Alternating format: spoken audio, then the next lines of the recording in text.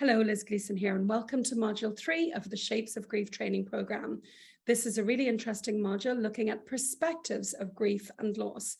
When someone comes to us looking for support with their grief or their loss, it's so important that we have an understanding of how different perspectives can affect the way that we grieve. We have Dr. Mikel Harris, a grief specialist from the USA, talking about Black grief and how important it is for us to understand how the color of our skin can affect how we grieve. So really essential viewing. I will be looking at some of the research available on LGBTQ plus grief and how our sexuality can affect how we experience loss and how we experience grief. Again, really essential viewing if you don't want to exclude, significant number of the population. I interview Brenda Casey, a bereavement midwife from the National Maternity Hospital, and together we talk about perinatal loss and what are the needs of parents, particularly mothers, when they know their baby is going to die in and around the time of birth, or indeed when the baby dies in and around the time of birth and it wasn't expected. We talk about some of the needs of bereaved parents who are experiencing a perinatal loss. There's also a case study from Maria, who had a negative experience when her daughter died several years ago, and who can teach us a lot from her experience of grief and loss, but also how grief therapy with a trained professional 5 years after the death of her daughter really helped her to address some of the grief that wasn't addressed at the time. Also, there is a short lecture from Paula Abrahamson from the UK, who takes us through perinatal loss and what hospital staff need to know when dealing with someone who is bereaved around the time of birth. Jill Mann, who is a psychotherapist and author and also a bereaved parent, will talk to us about the needs of bereaved parents. So when a child has died, what is it like to be a bereaved parent?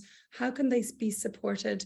Jill speaks with two hats on, the hat of an experienced clinician and also the hat of a bereaved parent. We meet with Dr. Mikel Harris again, who gives us a lovely lecture on the needs of children who are bereaved and how children's grief can greatly differ to adults' grief. So again, essential learning for anybody supporting a bereaved child in any capacity. Cale Monk gives us a lovely lecture on the impact of separation or divorce on a person.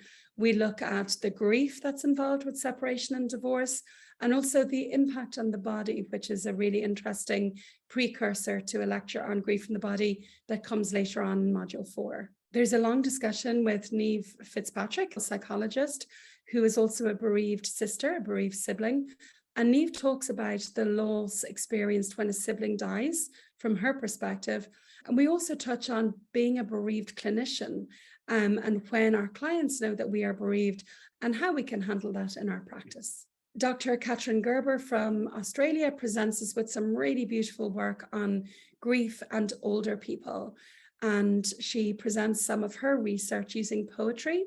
It's really beautiful, and it goes a long way into spanning some of the myths and some of the assumptions we have about older people when someone they love dies. I speak with Fiona Toomey from the charity Hug here in Ireland.